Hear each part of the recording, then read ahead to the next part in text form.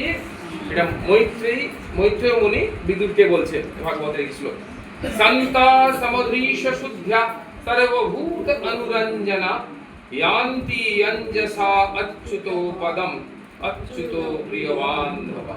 কি বাংলা কি বলছে? যারা শান্ত, সমদর্শী, পবিত্র এবং সর্বভূতের প্রসন্নতা দানকারী, সকলকে প্রসন্নতা দিয়ে রাখছে, কারোর মনে কোনো কষ্ট দেয় না, মনোমালিন্য করে না।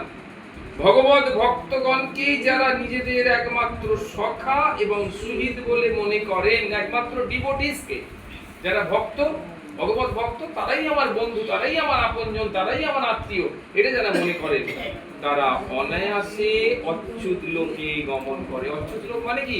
হ্যাঁ, প্রশ্ন। অচ্যুত বানান কি? দীর্ঘ মানে খারাপ।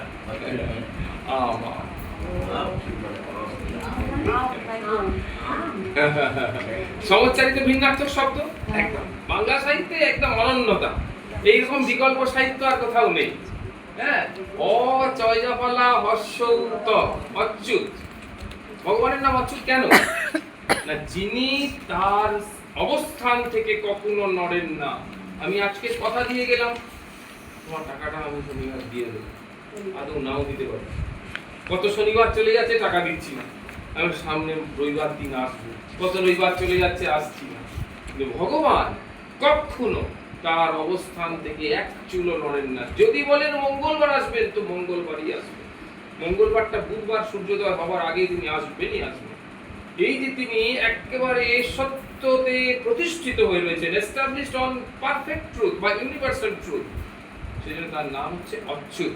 চ্যুত মানে চ্যুত হয়ে যাওয়া, স্খলিত হয়ে যাওয়া, নিজের অবস্থান থেকে সরে আসা।